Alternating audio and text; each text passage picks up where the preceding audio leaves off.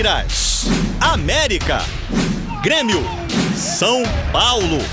Começaram as semifinais da Copa do Brasil. Tem jogo brigado, surpresas em campo e na hora da entrevista. O Grêmio saiu na frente do São Paulo. Palmeiras e América empataram. E semana que vem, na véspera do Réveillon, tem mais. Boa tarde pra você. Daqui a pouco vou te mostrar como é que foram esses jogaços aí, semifinais da Copa do Brasil. Vou te falar também dos times cariocas, inclusive sobre a saída de Benítez. Ele não joga mais pelo Vasco, tá decidido. No Brasileirão, domingo, ao vivo na Globo, Botafogo pega o Corinthians. Aquecimento e concentração. Sozinho, em silêncio. Nos minutos que antecedem cada jogo do Botafogo, Diego Cavalieri é assim. Mas lá dentro, onde os olhos não chegam, é diferente. Vamos com tudo, chegou a nossa hora de mudar. É a voz de um jogador de 38 anos, campeão pela seleção, campeão brasileiro. Um cara que nesse Brasileirão já mostrou que pode ser decisivo. Pega Diego Cavalieri! O goleiro vira herói do Botafogo! Importância reconhecida pelos colegas e pela direção do clube. O contrato dele foi renovado até o fim do ano que vem. O goleiro reserva, que vivia à espera de uma chance, ganhou mais que espaço. Virou capitão. A gente sai dessa situação, a gente precisa ter isso tudo aqui que a gente fez e uma sequência de vitórias. Então vamos em busca disso aí pra gente poder ter uma tranquilidade maior lá na frente. O Cavalieri se prepara para o último jogo dele no ano. Foram 23 até aqui, um recorde para o goleiro em 2 temporadas do Botafogo. No Brasileirão, foram 22 defesas difíceis e 2 pênaltis defendidos em 6 cobrados. Mas é provável que ele volte ao banco em 2021, porque Gatito Fernandes, dono da posição há 4 anos, está perto de voltar. Foram 3 meses parado por causa de um edema ósseo no joelho direito, mas já treina com o grupo. Acho que o Gatito faz falta sim, é um goleiro de seleção, mas o Cavalieri é um goleiro confiável, sem dúvida nenhuma, experiente, sabe administrar os problemas. Na posição de goleiro, o torcedor do Botafogo pode ficar tranquilo.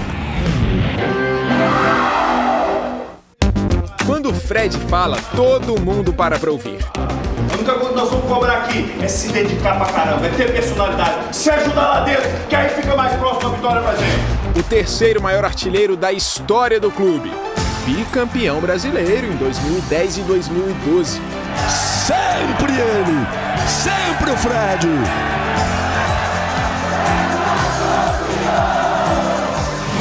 Mas agora, em 2020, na volta do Fred ao Fluminense, a situação tem sido bem diferente.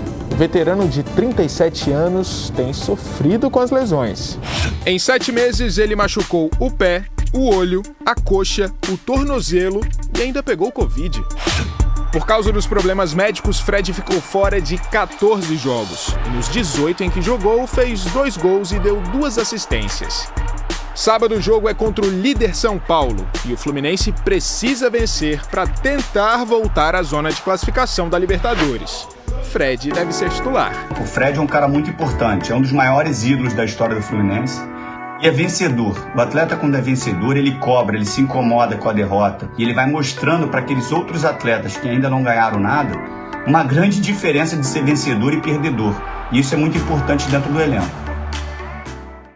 É verdade. Olha, a diretoria do Flamengo fechou acordos com os pais de Pablo Henrique e Arthur Vinícius, que morreram no começo do ano passado naquele incêndio que deixou 10 vítimas no Ninho do Urubu. Agora o Flamengo tem acordo com 8 famílias e também com o pai do Riquelmo. No Brasileirão, o Flamengo viaja amanhã para o Ceará, porque sábado tem jogo contra o Fortaleza. Lembrando que o Flamengo está na vice-liderança, a 5 pontos do São Paulo, mas com um jogo a menos, hein? Pois é, já notícias sobre denúncia de racismo no jogo contra o Bahia domingo passado e os gols e histórias das semifinais da Copa do Brasil.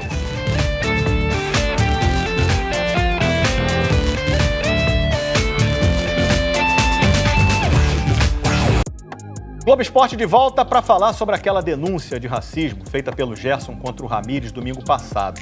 Assim como o Flamengo tinha feito, o Bahia contratou peritos para analisarem uma outra discussão entre o Ramírez e o Bruno Henrique.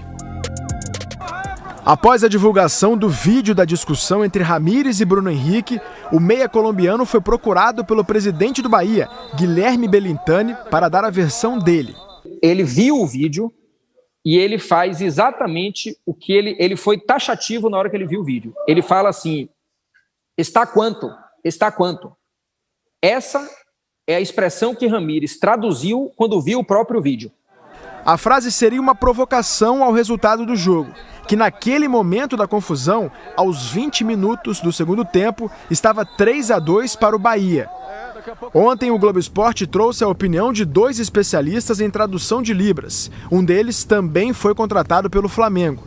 E os 2 garantem que Ramírez disse a frase "seu negro" para Bruno Henrique. A gente percebeu que o Ramírez, ele fala, você está falando muito em espanhol, e depois ele fala "seu negro", certo? A gente concordou com essa questão. Já o Bahia encomendou 5 laudos de tradução labial destas mesmas imagens. Um deles foi assinado pelo chileno Eduardo Llanos, que tem o espanhol como língua nativa, assim como o colombiano Ramírez. Foi constatado tecnicamente que não existe a palavra negro em nenhuma das frases emitidas por Ramírez, tá? Não existe. E posteriormente fala tá quanto, separado. A assessoria de imprensa de Bruno Henrique informou que o jogador não ouviu ofensas racistas durante o jogo. No início da discussão, os peritos contratados pelo Bahia e um dos especialistas convidados pelo Globo Esporte identificaram Bruno Henrique se referindo a Ramírez com a expressão "gringo de", seguido de um palavrão iniciado com a letra M. Importante dizer que a expressão "gringo de" feita por Bruno Henrique para Ramírez já tinha sido apontada por Ramírez antes, que ele tinha sofrido xenofobia dentro de campo.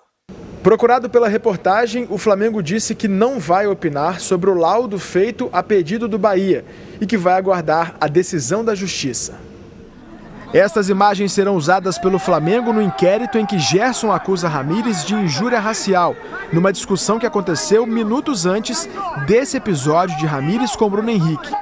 Ainda serão ouvidos pela polícia Mano Menezes, ex-técnico do Bahia, Flávio Rodrigues de Souza, árbitro da partida, e o meia colombiano Ramírez. Casa com Vasco? Fica, Benítez.